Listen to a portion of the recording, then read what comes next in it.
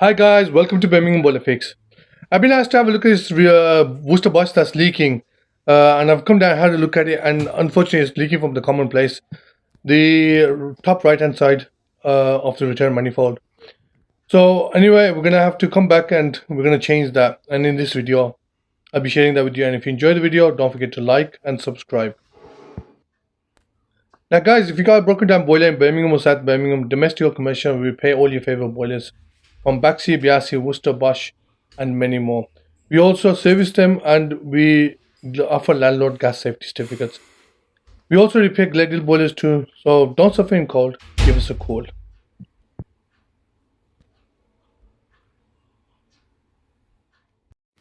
Now guys, I've come back, I've got a new return manifold with me.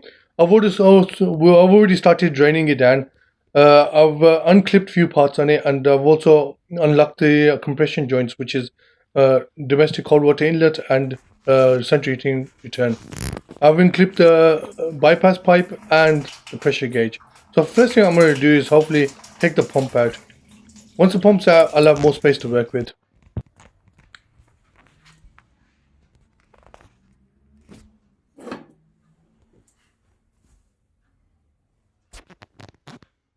Right, now I've got everything out. Hopefully, thankfully, it only taken me 20 minutes. Now I've seen the plate exchange, that looks a bit dirty, so I'm going to put that under the tap and clean that out for them as well. Now, this is the new return manifold, and that's the old one. You can see the stains on that. I've also got domestic hot water, these turbine adapters. I'm going to change them as well because they're a common fault. They're always leaking. The PRV is going to stay the same because there's nothing wrong with it. It's doing its job, so there's no point changing that. I've just cleaned out the plate exchanger, just done a basic clean out on it. Now everything goes back in reverse order. So the basically first thing that's going to go in is the plate exchanger, and I'm going to screw the left hand side in. Once that's screwed in, the other side, then the return manifold goes in.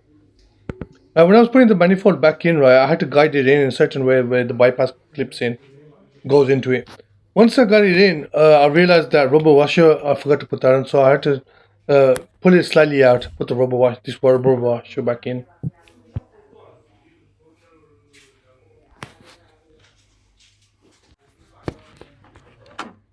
Just checking the bypass pipe is it's securely in. The PRV is clipped in. At this stage, I should have screwed the plate exchanger in, but I didn't. But next time, I'll hopefully remember. The clip's in now. This clip took me about a good 10-15 minutes. It just wouldn't line up, but it only took me 10 minutes. Once that's in, the return central heating return pipe, I'm gonna hand tighten that because I've got some movement right now. If I lift it at the end, right, everything's secure, I could easily cross thread it, so it's good to hand tighten it first. After that, I'm ready to put the pump in.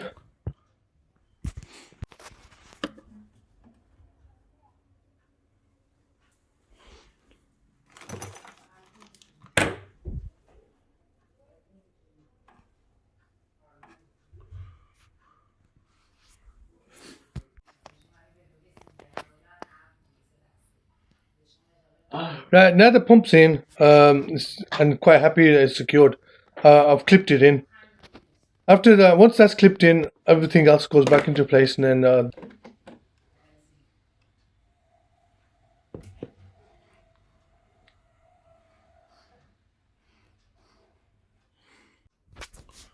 right, guys, that's all clipped in now and secure. Which is one's a pressure gauge pipe, and the other one is connected to the expansion vessel.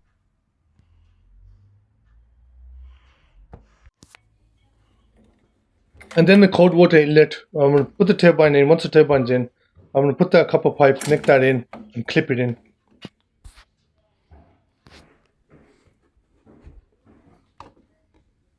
Don't forget to put the fiber washer in, by the way.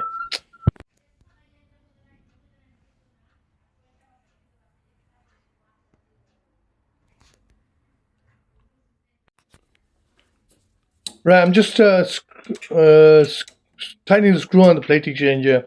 Now this could have easily gone wrong. I didn't have any space to put my hands in to line it up, so I should have done that before I had to put the pump in, but thankfully nothing went wrong. It was lined up.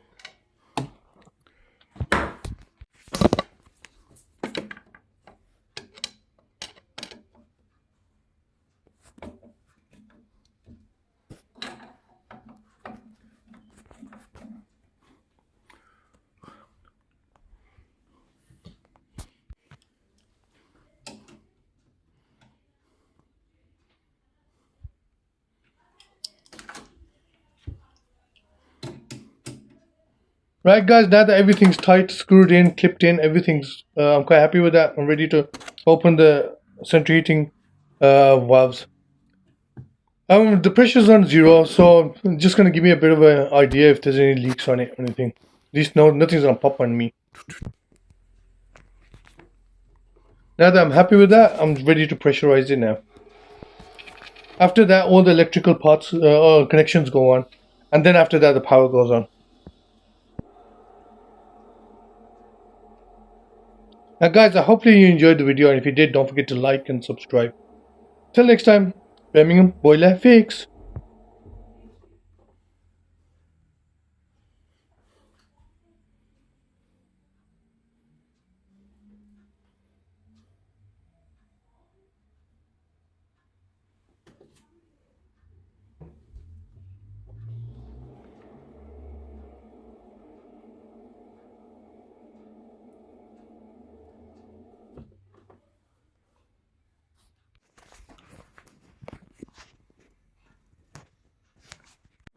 Right, just doing a quick visual inspection, just making sure everything's in right order, everything's secure, tightened, and all the electrical wiring is correct.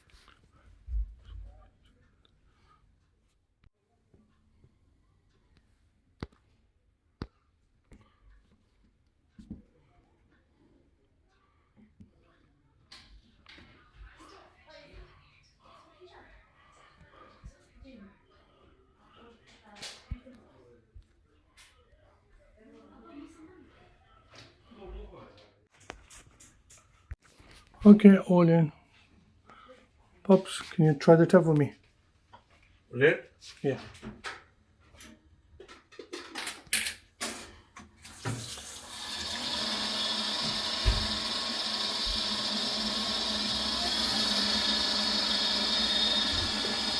What is the point? Okay. Okay.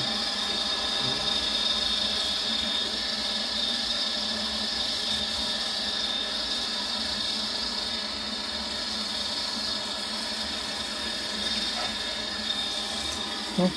Yeah.